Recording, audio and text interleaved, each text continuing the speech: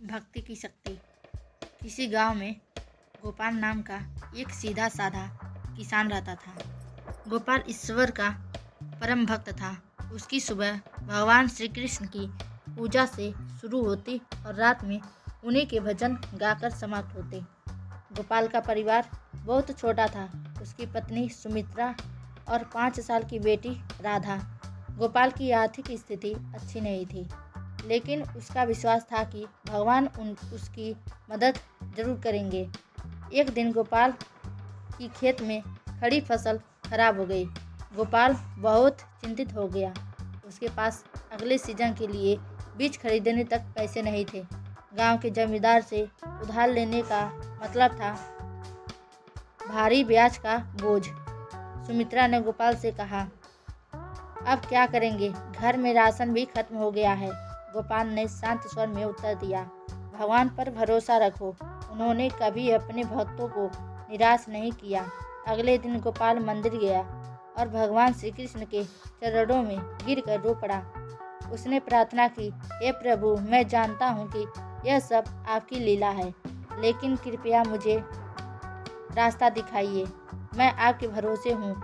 मंदिर के पुजारी ने गोपाल की स्थिति देखी। उन्होंने गोपाल की ढाढ़स बांधते हुए कहा, गोपाल, भगवान अपने भक्तों की परीक्षा लेते हैं। तुम्हें धैर्य रखना होगा और भक्ति के मार्ग पर दृढ़ रहना होगा।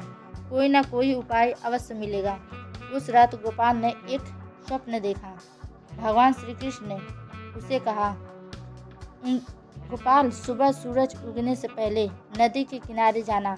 वहाँ तुम्हें अपने समस्या का समाधान मिलेगा। गोपाल सुबह जल्दी उठ गया।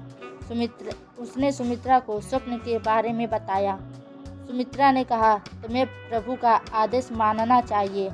वे जरूर कुछ अच्छा करेंगे। गोपाल सूरज उगने से पहले नदी किनारे पहुंचा। वहां उसे एक साधु दिखाई दिए। साधु ध्यान में लीन थे। गोपाल ने उनके चरणों में प्रणाम किया। साधु ने आंखें खोली और मुस्कुराते हुए कहा, तुम्हारा स्वागत है गोपाल। मैंने तुम्हारा इंतजार किया था। गोपाल आश्चर्यचकित होकर पूछा, महाराज, आप मुझे कैसे जानते हैं? साधु बोले, तुम्हारे भक्ति ने तुम्हें यहाँ तक पहुँचाया है। भगवान श्री कृष्ण ने तुम्हें मेरी ओर भेजा है। मैं तुम्हारी समस्या का समाधान करूँगा। साधु ने एक पोटली गोपाल को दी और कहा, इसमें कुछ चमत्कारी बीज है। इन्हें अपने खेत में बो देना। यह फसल तुम्हारे जीवन को बदल देगी। लेकिन ध्यान रहे, भगवान का धन्यवाद करना न भूलना। गोपाल ने घर लौटकर सुमित्रा को सारी बात बताई। दोनों ने मिलकर खेत में बीज को बो दिए। कुछ ही दिनों में खेत में हरी भरी फसल लहलहाने लगी। वह फसल साधारण फसल से कई गुना अधिक थी। गांव के लोग गोपाल का खेत देखकर चकित रह गए। गोपाल ने फसल बेचकर बहुत धन कमाया। उसने न केवल अपने सारे कर्ज उतारे, बल्कि गांव के गरीब किसानों की मदद की।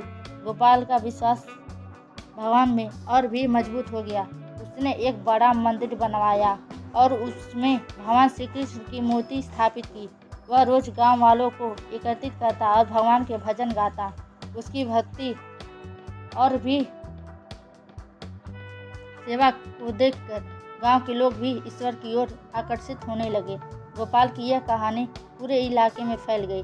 लोग उसकी भक्ति की मिसाल देने लगे। गोपाल ने कभी दिखावे की भक्ति नहीं की थी।